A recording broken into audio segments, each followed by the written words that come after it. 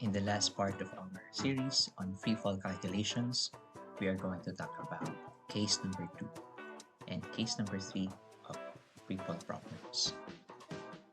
You can see here, case number 2, that when an object is thrown upwards from the ground, it has the following trajectory. So from A to B, the ball is, or the object is going up until it reaches a certain point when it can no longer go up or rise, which is point P, or the maximum height. After point P, you can see that the object will start to fall down and go back to the ground or its release point. There are several things that we need to talk about here.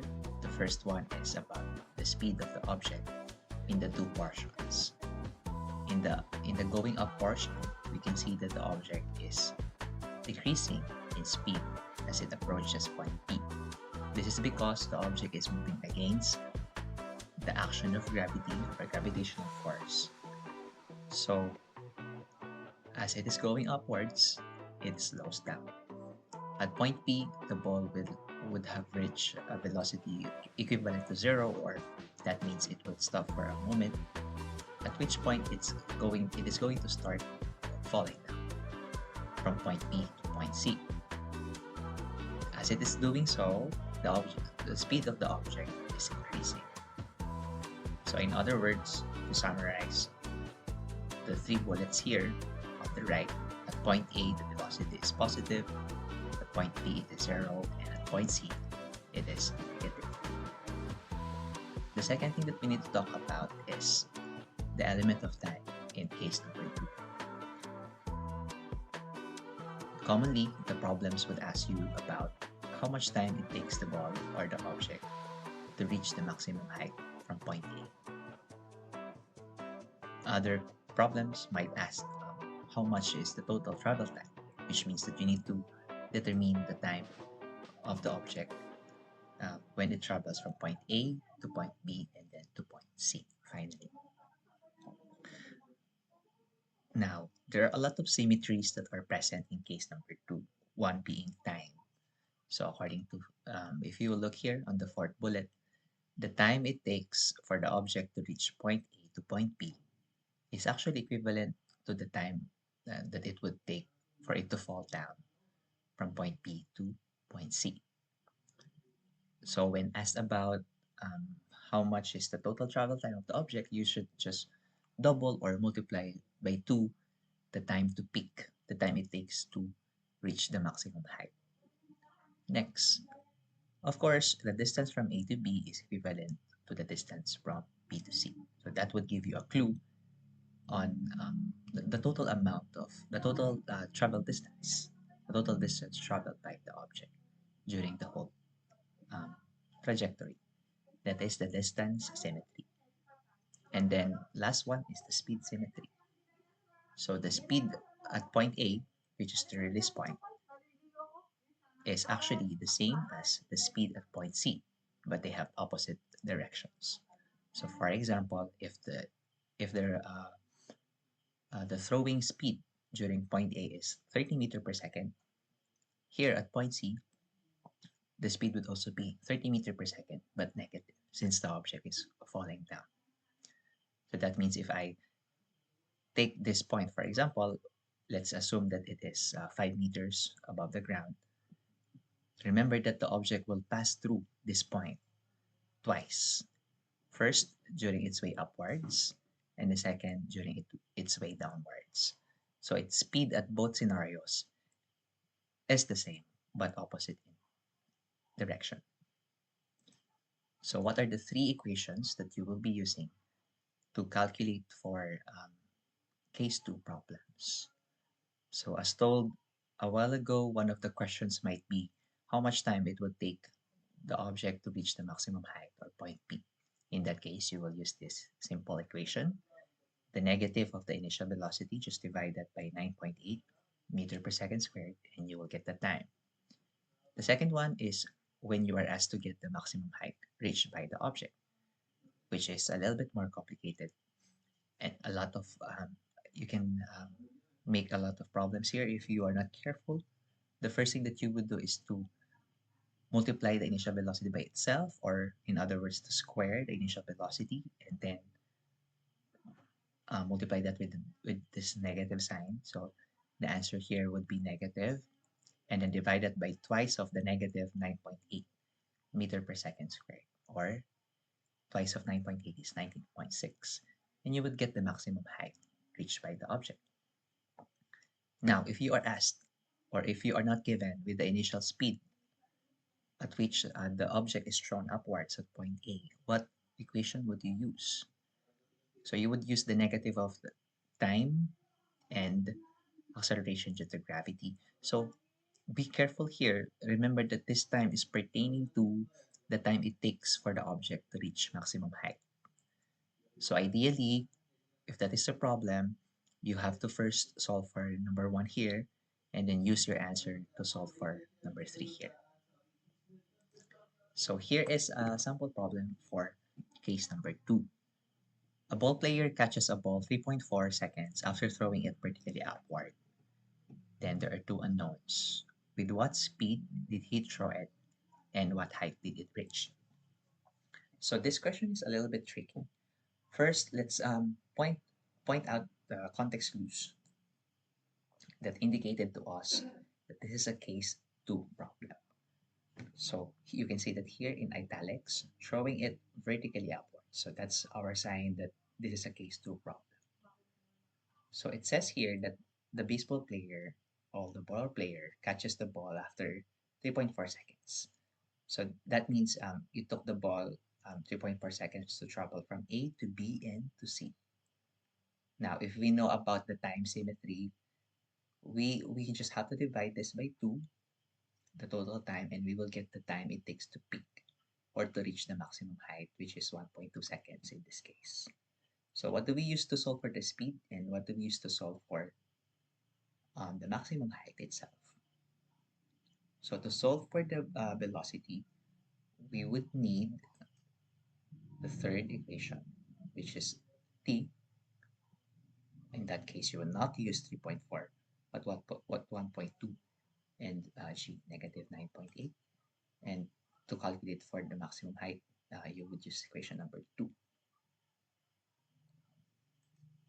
This is another one. This is actually a more common um, problem, case 2 problem, than what you saw in the first one. Most of common 2 problems will be phrased like this. A baseball is hit almost straight up. That's our clue that this is a case 2 problem, into the air with a speed of 25 meter per second. So that's my initial speed. I'm asked to find the maximum height, how high it goes, and letter B, how long it is in the air. So total time, total travel time, not time to peak. So you have to multiply the time to peak by 2, which um, you would use this one to do that. But first, you have to solve for the maximum height first. So something is wrong here. I have to fix that so that you're not confused. So the maximum height, you would compute using this formula, and then after that, the total travel time. Again, this is only the time it takes to peak, and you have to multiply that by 2 to get how long, to get this question, how long it is in the air. Okay, so case number 3 is actually, you can think of it like a combination of case 1 and case 2. You can see the elements of case 1 and 2 here in this illustration. So instead of being thrown from the ground, just like in case number 2, objects in case number 3 are thrown upwards from the edge of a building or a cliff. So that means somewhere right here, the object would be thrown. Because if it is thrown at the very edge of the building, at point C, it will start to fall down and traverse the whole height of the building to reach point D, the ground. So how does our calculation changes? Because of the where the person or the thrower is situated. So here you can see that from point A to B, the object would travel to maximum height, and then at point B to D, you can think of it like a case 1 problem, right? Because at point B, at peak height, the velocity is also 0, right? So just like if the object is thrown, or rather, the object is dropped or released from rest. So you can think of it like the same thing, B to D. And remember about the speed symmetry, which is very important here. At point C, the speed is equivalent to point A but opposite in direction. So what would be the common problem, or how do we approach case 3 problems? So here, instead of equations, I have step-by-step procedure. Like, for example, if you are asked to find the total travel time, so how do you do that from point A to D? So first, you need to get the total time it takes to reach the peak or the maximum height, A to B, which is equation number 1 from case 2.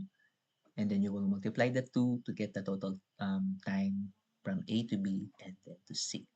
So at that point, the object would be at the very edge of the building again. So at the same height as point A. And then to get the time of travel from point C to D, you will use equation number 3 of case number 1.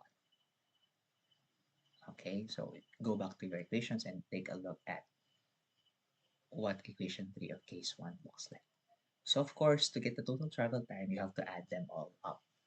You need to add the time from A to C and then the time from C to D. Another type of question that might appear would be the total distance traveled.